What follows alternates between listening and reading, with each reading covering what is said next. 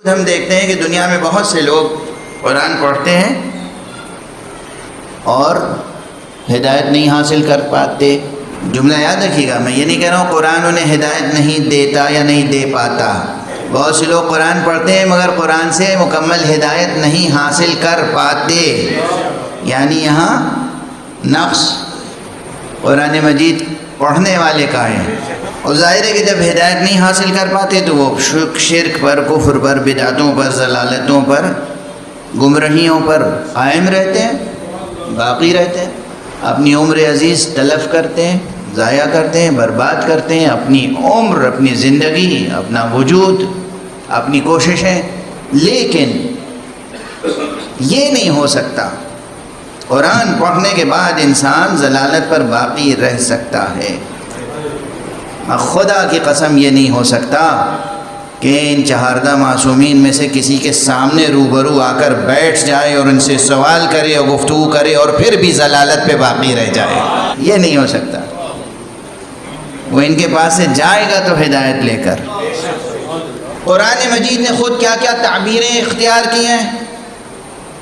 رات کو ایک اپنی نشانی قرار دیا اللہ نے، رات نشانی ہے، دن نشانی ہے، زمین نشانی ہے، پہاڑ نشانی ہے، سمندر نشانی ہے، ستارے نشانی ہیں۔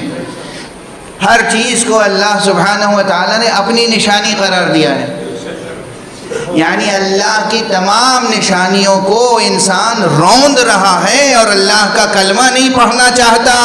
لیکن یہ ممکن نہیں ہے کہ کوئی سرکار رسالت مآب کے سامنے آ جائے یا آل محمد میں سے کسی کے سامنے آ جائے اور یا کلمہ نہ پڑھے یا اپنی شکست نہ مانے۔ دو جملے ہیں، یا کلمہ پڑھے گا یا اپنی شکست تسلیم کرے گا۔ یہ میں نے دوسرا جملہ جو کہا یا اپنی شکست تسلیم کرے گا، اگر یہ آپ کو دلیل چاہیے ہو تو قرآن مجید میں واقع مباہلہ موجود ہے۔ یا تسلیم کرے گا، کلمہ پڑھے گا، یا شکست تسلیم کرے گا۔ واضح ہے؟ تو ساری چیزیں آیات الہیہ ہیں، مگر کسی آیت میں یہ نہیں ہے کہ آنے والے کے سامنے اس طرح حجت خدا بن کے کھڑی ہو جائیں کہ یا وہ خدا کو تسلیم کرے یا اپنی شکست تسلیم کرے۔ اگر یہ قوت ہے کسی میں تو وہ صرف محمد اور آل محمد آئے۔ اسی لیے ہم انہیں کہتے ہیں آیت اللہ الکبریٰ، یہ اللہ کی سب سے بڑی یہ نشانی ہے۔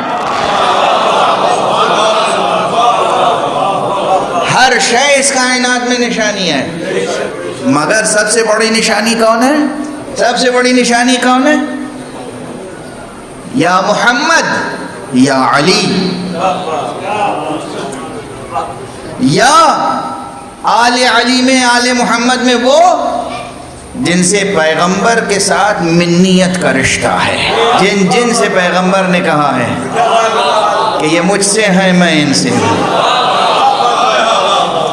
ان تمام ہستیوں میں یہ تجلی ہے، یہ نور ہے، یہ قدرت ہے، یہ طاقت ہے، یہ ان کا جمال ہے اور یہ ان کا جلال ہے کہ ان کے سامنے آ کے کوئی ممکن نہیں ہے کہ منکر خدا آئے اور معترف خدا ہو کے نہ جائے۔